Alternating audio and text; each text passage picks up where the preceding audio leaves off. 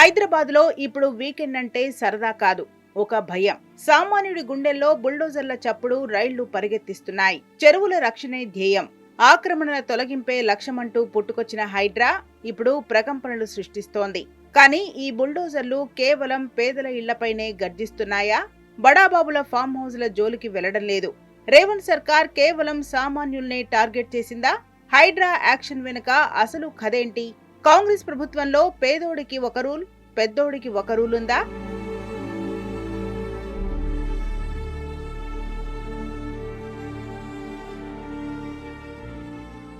భాగ్యనగరంలో సామాన్యుడి కరళ సౌధం కన్నీరుగా మిగిలిపోతుంది.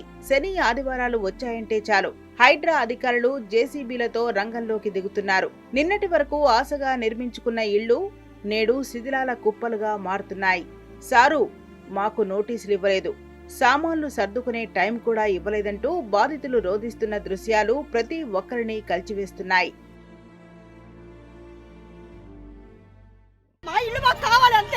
మేము ఊరుకునేది లేదు. ఖబర్దార్ రేవంత్ రెడ్డి, నీకు లేడీస్ అందరూ ఊరుకోరు. ఇక్కడ అందరివి ఆడవాళ్ళ పేరు మీద ఉన్నాయి. నువ్వు ఆడవాళ్ళకి న్యాయం చేస్తారన్నావు, ఆడవాళ్ళకి నువ్వు అన్యాయం చేస్తున్నావు. ఊరుకునేది లేదు, ముందే చెప్తున్నావు. మేమందరం ఎంత ధర్నాకనే బుద్ధికి పడతాం. మీ ఇంటి ముందు మేము ధర్నా చేస్తాం. నువ్వెలా సుఖంగా ఉంటావు మేము చూస్తాం. మీ ఇంటి ముందే మేము చేస్తాము. చూసుకో రేవంత్ రెడ్డి, నువ్వు ఎంతమంది సమాధులు కట్టుకొని నువ్వు ఇది చేస్తావో, నీకు ఏ ప్రాజెక్టులు కట్టుకుంటావో, ఇక్కడ నీకు ఎంత లాభం లేకుండా నువ్వు ఇంతమంది పేదవాళ్ళకి గుండెల్లో కొడుతున్నావో మాకు అందరికి తెలుసు. ఈ ఇళ్ళ నుంచి పోతే మేము బతకలేము. అక్కడ నుంచి పోతే ఇక్కడ నుంచి పోతే మా పిల్లలు ఇంత పిల్లలు నాడు సర్ది ఇక్కడ ఉందామని అంటున్నారు. మాకు డబుల్ బెడ్ మాకు అవసరం లేదు. కూలీ నాలీ చేసుకుని రూపాయి పోగేసి కట్టుకున్న ఇళ్లను కూల్చేస్తుంటే ఆ శిథిలాల కింద పేదల కలలు సమాధవుతున్నాయి. అంతేకాదు, ఇటు చూడండి, ఒకవైపు ప్రసవం జరిగిన కొద్ది రోజులకే విశ్రాంతి తీసుకోవలసిన తల్లులు, మరోవైపు చలికి ఎండకు విలవిల్లాడుతున్న పసికందులను చూస్తుంటే ప్రతి హృదయం తరుక్కుపోతుంది. అయ్యా, ఓటు వేయించుకున్నప్పుడు లేని అక్రమం ఇల్లు కట్టుకున్నాక గుర్తొచ్చిందా అని బాధితులు నిలదీస్తున్నారు. పొద్దునొచ్చి ఇప్పుడు వచ్చి తలుపులు కూడా ఖాళీ చేయమన్నారు. పడుకున్న వాళ్ళు వచ్చి 7:30కి వచ్చి తలుపులు కొట్టేసి ఖాళీ చేయమంటే ఇల్లు ఖాళీ చేస్తారు చెప్పండి. హైడ్రోడ్తో మాట్లాడాలా? హైడ్రోడ్ వచ్చి కట్టారని మేము వచ్చి కడుతున్నారు రెంట్లు. మీకు పడేవాడు తెలుస్తుంది కష్టం. ఇక్కడ అప్పటికి మేము పిల్లల్ని పంపించాము, లేడీస్ని బయట పంపించాను మొత్తం మోసుకుంటాం. ఇగో పక్కన ఫ్లాట్ లో పెట్టుకునే టైం పోతాం. హాఫ్ అన్ అవర్ టైం అడిగా మిమ్మల్ని. హాఫ్ అన్ అవరే కదా అడిగింది. మనిషి పక్కన నిలబడి ఉంటే అది మనిషి మీద కొట్టేస్తున్నావు వచ్చి నువ్వు మొత్తం కలిపేసి నీటిలో. ప్రభుత్వమే అనుమతులు ఇచ్చినప్పుడు అధికారులు ఏం చేశారని బాధితులు ప్రశ్నిస్తున్నారు. రిజిస్ట్రేషన్లు అయ్యాయి, ఎల్ఆర్ఎస్ కట్టించుకున్నారు, కరెంటు బిల్లులు వస్తున్నాయి. కానీ ఇప్పుడు అక్రమమని కూల్చేయటం ఎంతవరకు న్యాయమనే ప్రశ్నలు తలెత్తుతున్నాయి.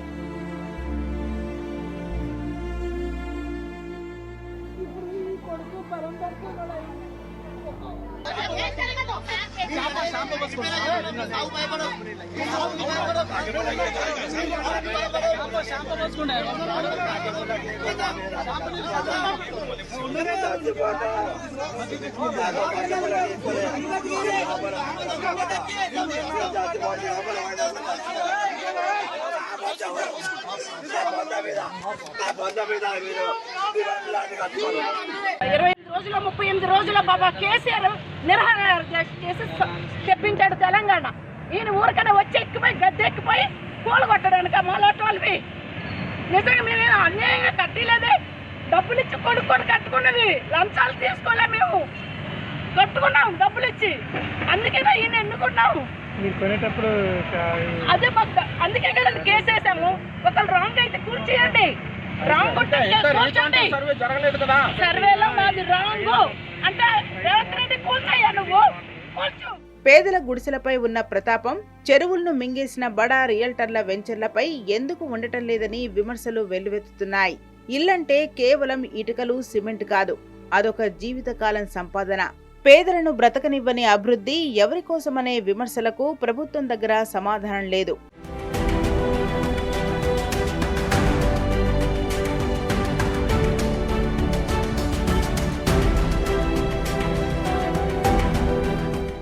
ప్రకృతిని కాపాడడం అవసరమే, కానీ ఆ ప్రయత్నంలో పేదల జీవితాలు రోడ్డున పడకుండా చూడాల్సిన బాధ్యత కూడా ప్రభుత్వంపై ఉంది. అనుమతులు ఇచ్చిన అధికారులపై చర్యలు తీసుకోకుండా కేవలం కొనుగోలు చేసిన సామాన్యులను శిక్షించడం ఎంతవరకు సమంజసం? సాయిరామ్ నగర్ కాలనీలోకి వచ్చి 27 ఇయర్స్ అయింది బాబు. మేము అన్నీ లీగల్గానే ఉన్నాయి, మేము అన్నీ కడుతూనే ఉన్నాం. ఈ ఏజ్లో మాకు ఇది అవసరమా చెప్పు బాబు? అవసరమా? ఇప్పుడు ఏం కావాలి? మేము ఎక్కడ పడిపోవాలి? మేము ఎట్లా? మా లైఫ్ ఏంటి మీరు చూస్తారా? మా తాత పర్మనెంట్ ఇంజక్షన్ ఆర్డర్ తెచ్చినాక మాకు ఎవరు చెప్పలేదు. అనుకోకుండా వచ్చేసి గుల కొడతాము అది ఇది అని చెప్పి ఇలా రోడే లేదు, పైప్ లైన్ లేదు, ఏం లేదు. ఆడ ఉన్నది పేపర్ ఉంది, పేపర్ తప్ప వేరే ఏదైనా తీసుకోండి అని చెప్పినాం. హైడ్రా గర్జన ఆక్రమణదారుల గుండెల్లో వణుకు పుట్టించాలి కానీ పేదల కళ్లల్లో కన్నీరు తెప్పించకూడదు. మానవీయ కోణంలో ఆలోచించి ప్రభుత్వం ముందడుగు వెయ్యాలి కానీ పెత్తందారులకు దోచిపెట్టేలా ఉండొద్దని నగరం కోరుకుంటోంది. ఎంతటి వారైనా సరే ఎఫ్టీఎల్ పరిధిలో ఉంటే వదిలేది లేదని హైడ్రా కమిషనర్ రంగనాథ్ డైలాగులు చెబుతున్నారు. అయితే ఈ పట్టుదల పేదల దగ్గర చూపించినంత వేగంగా ఐటీ కారిడార్లో ఉన్న బడా ప్రాజెక్టుల దగ్గర కనిపించడం లేదన్నది ప్రధాన ఆరోపణ.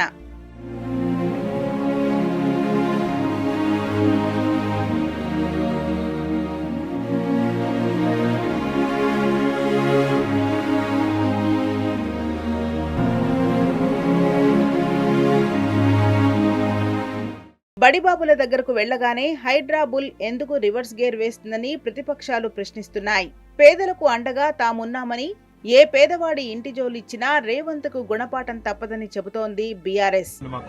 మా లాయర్లకు అప్పచెప్పినాం, మా లాయర్లు వస్తారు, ఈడికే వస్తారు, మీరు ఏడిపోయి అక్కర్లేదు, మీ దగ్గరికే వచ్చి మీ దగ్గర అన్ని వివరాలు అన్ని కాగితాలు తీసుకొని కేసు కూడా వేస్తాం. మీకు రూపాయి తలగకుండా మళ్ళీ ప్రభుత్వంతో కొట్లాడి తప్పకుండా మీకు న్యాయం చేసే బాధ్యత పనికే వచ్చింది.